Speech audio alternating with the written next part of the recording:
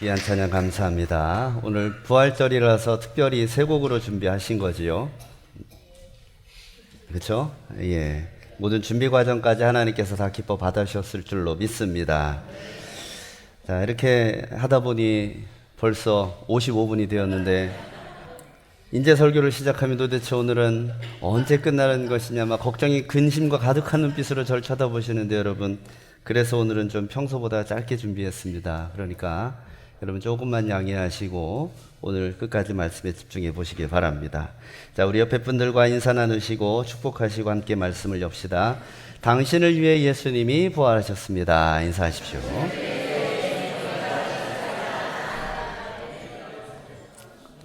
네, 감사합니다. 자, 여러분 아시는 대로 오늘은 부활절입니다. 부활이라는 말은 죽었다가 다시 살아나셨다라는 뜻이 되는 거지요. 이 부활은 우리 기독교 신앙의 핵심이고 꽃입니다. 부활주일에 우리가 세례식을 하는 거, 또 부활주일에 우리가 성찬식을 하는 거, 아니면 다른 교회들에서 어떤 부활절 행사를 한다든지 무엇을 하는 것은 다 예수님이 부활하셨으니까 가능한 것이요. 일어난 일, 아직 일어나지 않은 일, 차이가 많습니다. 부활은 이미 일어난 일이고 지금도 일어날 수 있고 앞으로도 일어날 수 있는 일이에요. 막연한 신화나 상상 속에 있는 일을 기대하는 게 아니라 실제로 우리 가운데 있을 일이기 때문에 우리는 그것을 기억하고 소망하면서 오늘을 귀하고 아름답게 보낼 수 있는 거지요. 자, 여러분 한번 묻겠습니다. 여러분 다 부활을 소망하시나요? 네. 좋습니다. 그러면 여러분 또 하나 묻겠습니다. 여러분 죽고 싶으신가요? 당황하셨죠? 욕하는 게 아니라 진짜로 물어보는 거예요. 여러분 죽고 싶으세요? 아멘이요? 어차피 죽을 거니까. 어차피 죽을 거는 압니다. 그런데 죽고 싶냐고 물어보는 거예요. 자, 여러분 대부분 대답을 못 하세요. 아이, 저게 또 무슨 또 뚱딴지 같은 얘기야. 그죠? 그런데 여러분 한번 생각해 볼게요. 여러분 부활을 소망하시잖아요. 그런데 부활하려면 전제가 있습니다. 죽어야 되잖아요. 그런데 죽기는 싫은데 부활은 하고 싶다? 말이 안 되지 않습니까?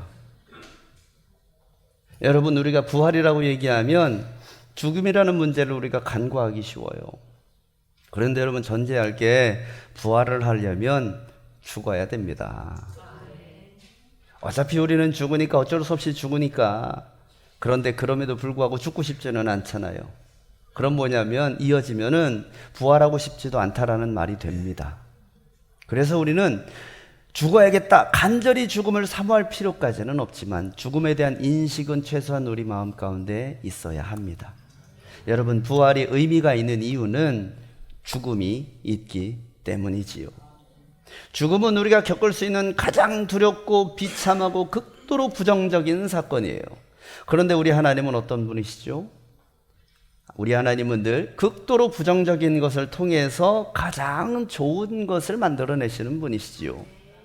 혼돈을 통하여서 질서를 만들어내시는 분, 어둠을 극복하고 빛을 만들어내시는 분, 절망 가운데서 있던 사람을 끄집어내서 소망으로 인도하시는 분이 우리 하나님이세요. 따라서 여러분, 죽음이라는 것은 부활을 위한 반드시 통과해야 되는 관문이지만 우리는 죽음을 두려워할 필요도 없고 거부할 필요도 없습니다.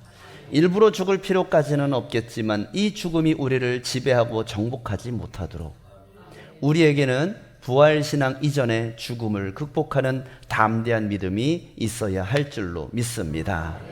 자, 오늘 고린도전서 15장 말씀을 우리가 함께 읽었습니다.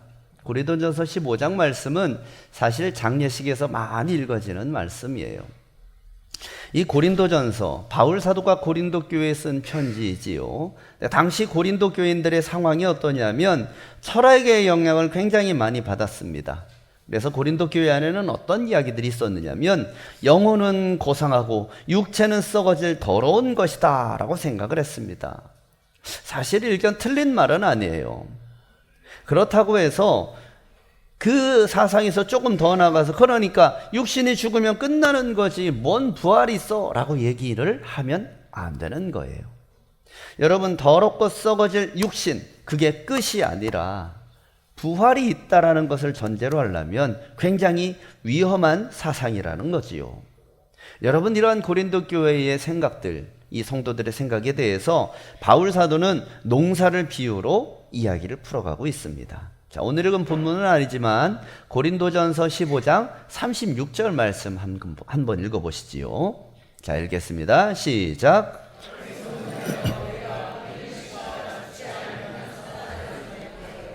아멘. 자, 제가 초등학교 5학년 때 일입니다. 학교에서 과학 시간에 선생님이 숙제 하나를 내주셨어요. 근데 꽃씨 몇 개를 아이들에게 이렇게 서너 개씩 나눠주시면서, 자, 오늘 가서 화분에다가 또는 화단에다가 잘 심고 매일매일 물을 주고 관리를 해. 그리고 한 달 뒤에 어떻게 됐는지 매일매일 관찰 일기를 한 달간 써서 나한테 이제 숙제로 제출해. 그렇게 하셨습니다. 자, 그래서 저는 선생님의 말씀대로 장독대 뒤에 있는 작은 이 흙이 있는 공간이 있었는데 거기다가 화단에 씨를 심었습니다. 그리고 매일매일 물을 줬어요. 아침 저녁으로 물을 주었습니다. 자, 그렇게 2주, 3주가 지났습니다. 어떤 일이 일어났을까요? 그랬으면 얼마나 감사하겠습니까마는 아무 일도 안 일어나는 거예요. 그래서 아버지에게 여쭤봤습니다. 저희 아버지는 저와 다르게 농부의 아들이니까 어렸을 때부터 농사를 지으셨으니까 잘 아시겠지. 그래서 물어봤습니다. 아버지, 왜 2주간 지났는데 아무런 변화가 없죠? 그랬더니 아버지 이렇게 말씀하시는 거예요. 야, 아빠가 생각이 있기는 한데 너 선택을 줄게. 기다릴래? 한번 파볼래? 그런데 느낌은 기다려야 될 것 같은 거예요. 그런데 너무 궁금합니다. 그래서 파보고도 싶은 거예요. 그래서 결단을 내렸습니다. 아빠, 우리 파봐요. 그렇게 했습니다. 그래서 팠습니다. 애초에 저는 이게 파면 씨가 이제 다치고 잘못되면 어떨까 막 걱정을 했거든요. 그래서 아버지가 이 씨를 살살 잘 파보았습니다. 그랬더니 이 씨가 어떻게 됐느냐? 묻었을 때 그대로 있는 거예요. 처음 모습 그대로. 조금도 변화가 없이. 그렇게 매일매일 물을 주고 햇볕을 쐬주고 그렇게 관리를 했는데도 아무런 변화가 없는 거예요. 그리고 나서 이 씨 괜찮네, 멀쩡한데, 썩지도 않고. 그래서 다시 심으려고 했더니 아버지께서 이렇게 말씀하시는 겁니다. 야, 이거 그대로 있는 거 보니까 이 씨가 죽은 거야. 이거는 안 나, 다시 묻어도. 야, 이거 씨는 싹이 나고 이렇게 뿌리가 돋아야 되는데 변함이 없잖아. 변함이 없는 씨는 죽은 씨야. 이 씨는 안 나는 씨야. 그렇게 얘기를 해주시는 거예요. 그래서 저는 숙제를 못했습니다. 뭐 선생님한테는 말씀드렸어요. 선생님이 준 씨앗이 죽어서 일기를 쓸 수 없었습니다. 그래서 혼나지는 않았지만, 여러분, 이게 무슨 얘기인지 충분히 알고 있을 거예요. 씨앗이 땅에 떨어져서 새싹을 내려면 어떻게 됩니까? 죽어야 돼요. 반드시 자기가 가지고 있는 껍질이 찢기고 깨져야 됩니다. 죽지 않으면, 오늘 36절 말씀에 죽지 않으면이라는 단어가 등장하지요. 이 죽지 않으면에 해당하는 헬라어 원어가 아포스네스코라는 단어예요. 그런데 이 단어는 원래의 뜻이 뭐냐면 해체되고 분해되다 라는 뜻입니다. 실제로 사람이 죽는다 랄 때는 저런 단어를 쓰지는 않습니다. 해체되고 분해되는 것을 바울 사도는 그 단어를 갖다가 죽는 것이라는 말로 대체를 했던 거지요. 여러분, 애벌레가 나비가 되려면 고치 안에서 완전히 형체를 다 잃어버려야 돼요. 벌레로서의 형체를 다 잃어버리고 다 녹아내리고 철저하게 사라진 다음에 새 생명, 나비가 되는 아름다운 날개를 가진 나비가 될 수 있는 거지요. 사랑하는 성도 여러분, 우리의 삶에는 부정적인 게 참 많습니다. 아까 시작할 때 죽음이라는 것을 말씀드렸지만 겪고 싶지 않은 일이죠, 사실. 죽음 위에 부활이 있다는 걸 알지만 그냥 안 부활하고 쭉 살면 더 좋을 것 같은 생각도 듭니다. 죽음 말고도 어려운 일들, 육신의 질병이라든지 뭐 재정의 어려움이라든지 뭐 여러 가지 어려운 것들이 참 많아요. 여러분, 그런 것들이 우리 인생을 참 많이 괴롭히는데, 여러분, 크레이크 블룸버그라는 성경학자는 이런 것들을 어떻게 얘기했냐면 작은 죽음들이라고 불렀습니다. 우리 인생을 괴롭히는 것들 말이에요. 그런데 이 극도로 부정적인 고통 앞에서 우리는 절망하기 쉽지만, 여러분, 우리가 꼭 기억해야 될 것이 있습니다. 우리가 당하는 절망과 아픔은 우리를 파괴하는 게 아니라 우리 안에 교만과 고집, 인간의 힘으로 살아가려고 했던 모든 인간적인 생각들, 자아의 껍질들, 그런 것들을 찢겨내는 거룩한 해체의 시간이라는 거 여러분 꼭 기억하시기 바랍니다. 여러분, 이런 것들이 죽지 않고는 부활의 영광으로 나아갈 수가 없기 때문이지요. 자, 여러분 저를 따라서 한번 해보시죠. 죽음을 통하여 부활의 생명으로. 다시 한번 죽음을 통하여 부활의 생명으로. 여러분, 죽음과 상실, 고난과 괴로움에 대한 그런 어려움들, 이런 공포들이 훨씬 더 크겠지만 여러분, 그것들을 이겨낼 수 있는 것은 부활의 소망입니다. 여러분, 그 부활의 소망을 크게 가지시기를 주의 이름으로 간절히 축원합니다. 자, 그러면 이 죽어짐이 무엇을 상징하는지 살펴보겠습니다. 자, 42절 말씀 한번 보시지요. 죽은 자의 부활도 그와 같으니 썩을 것으로 심고 썩지 아니할 것으로 다시 살아나며. 자, 바울은 이 죽음의 과정을 굉장히 독특하게 표현을 합니다. 썩을 것을 심고 썩지 않을 것으로 살아난다. 여러분, 살아난다의 반대말은 죽어진다라는 말이잖아요. 그런데 죽는다라는 말 대신에 심는다라는 단어를 사용했어요. 42절 뿐만 아니라 그 뒤에 있는 43절에서도 또 똑같은 단어를 사용해요. 욕된 것으로 심고 이렇게 얘기합니다. 약한 것으로 심고 이렇게 얘기하죠. 육의 몸으로 심고. 자, 여러분, 장례식에 시신을 무덤에 어떻게 한다고 합니까? 묻는다, 매장한다 이렇게 얘기해요. 장례식에 가서 야, 관을 심어봐 이렇게 얘기하면 이상하지요. 여러분, 우리는 시신을, 관을 심는다라고 얘기하지 않아요. 묻는다, 매장한다라고 얘기를 해요. 여러분, 심는다라는 단어는 언제 쓰는 건가요? 헬라어 단어도 심는다, 스페이로라는 단어를 썼어요. 이거는 농사 지을 때 쓰는 단어예요. 씨앗을 심을 때, 모종을 심을 때, 나무를 심을 때. 그러면 여러분, 심을 때는 무엇을 생각하고 심습니까? 자라나고 커지고 열매 맺을 것을 기대하고 심는 거예요. 매장할 때는 어떤 마음으로 매장을 하나요? 여러분, 자라날 것을 기대하지 않아요. 이제는 마무리라는 마음으로 그렇게 매장을 하지요. 바울 사도는 죽음을 뭐라고 생각하냐면 매장에서 파묻어서 끝나는 게 아니라 새로운 생명을 위해서 심는 것으로 이야기하고 있는 거지요. 여러분, 하나님에게 있어서 우리의 죽음은 무엇을 의미하는지 아십니까?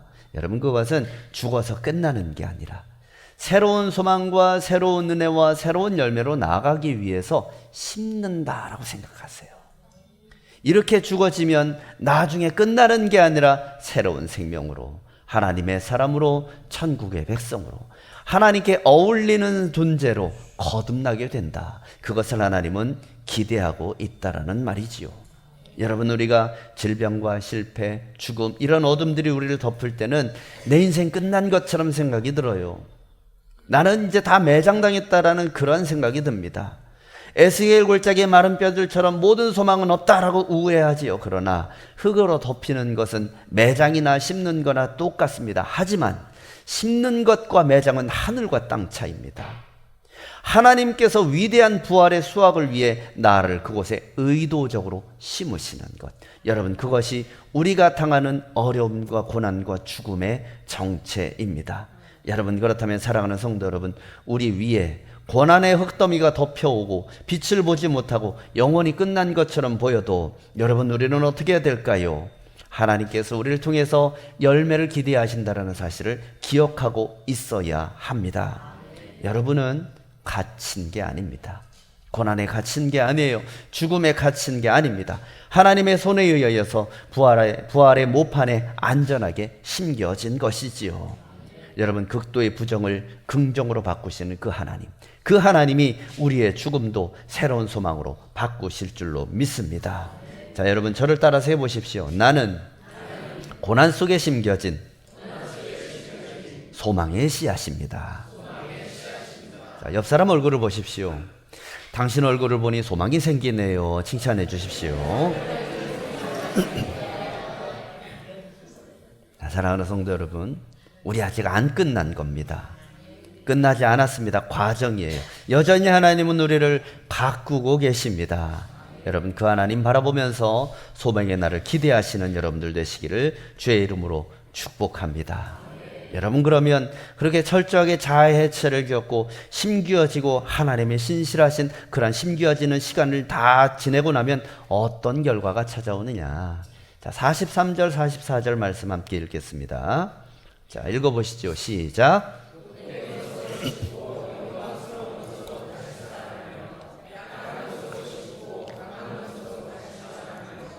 육의 몸으로 심고 신령한 몸으로 다시 살아나나니 육의 몸이 있은즉 또 영의 몸도 있느니라. 아멘.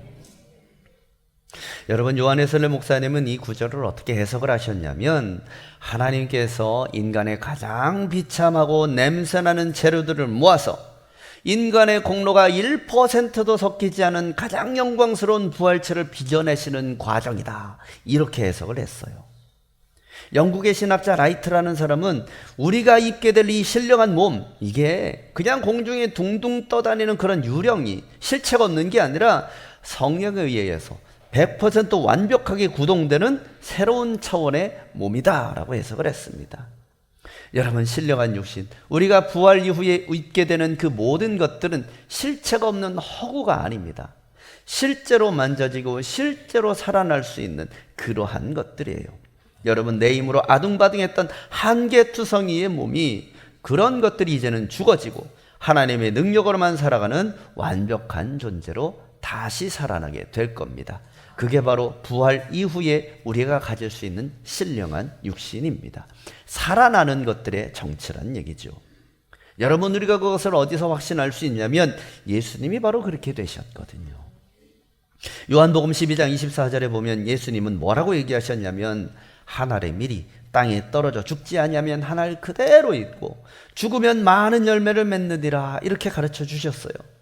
십자가라는 가장 끔찍하고 극단적인 부정적인 상황, 그것이 예수 그리스도라는 한 알의 밀알이 찢겨져서 전 인류를 구원하는 극도의 긍정을 만들어낸 겁니다. 그리고 그 구원에 동참한 우리들에게는 약속된 것이 바로 신령한 몸이에요.